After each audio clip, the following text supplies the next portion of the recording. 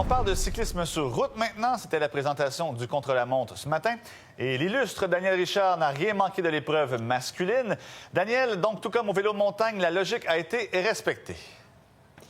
Oui, Thierry, et lorsqu'on arrive sur les sites de compétition comme ça, comme ce matin, souvent on va avoir des bénévoles ou des gens des fédérations sportives qui vont nous dire un petit peu qui est à surveiller. Et ce matin, c'était Louis Barbeau, qui est directeur général de la Fédération des sports cyclistes du Québec, qui nous a donné 3 noms, dont celui de Mathias Guillemette. Et il ne s'est pas trompé puisque c'est lui qui a terminé en première position du contre-la-montre. Et on savait déjà qu'il était parmi les favoris puisque c'est lui qui a gagné la Coupe Québec. Et ça, la Coupe Québec, ça vient un petit peu englober tout ce qui est compétition cycliste partout dans la province. Donc, lui a connu une excellente saison puisque si on additionne tous les résultats, c'est lui qui termine au premier rang. Avec la saison que tu as connue, c'était-tu la victoire au ring? C'était plus un podium parce que les contre-la-montre, c'était pas vraiment mon affaire cette saison, mais là, première place, ça dérange pas.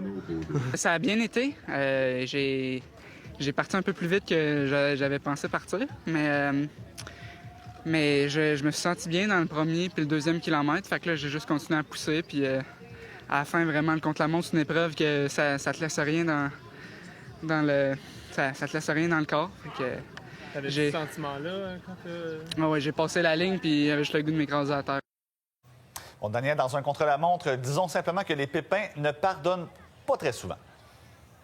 Exactement, Thierry. C'est ce qui est arrivé à Arnaud Baudouin ce matin du Lac-Saint-Louis. Je t'explique rapidement. OK? Au début de l'épreuve, il est dans une courbe et il a un problème lorsqu'il vient pour changer de vitesse, ce qui fait que son dérailleur lui cause, disons, une mauvaise surprise et il donne quelques coups de pédale dans le vide.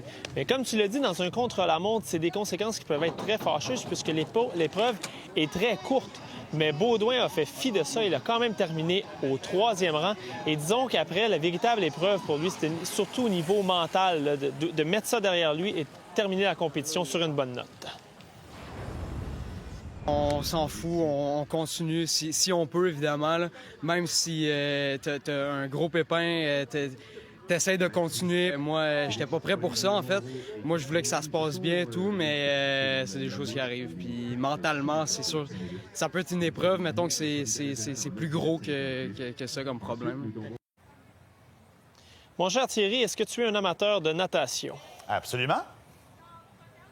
Parfait, c'est là que nous serons demain. Mon compte-rendu demain après-midi. Et c'est là qu'on te retrouve en maillot de bain, c'est bien ça?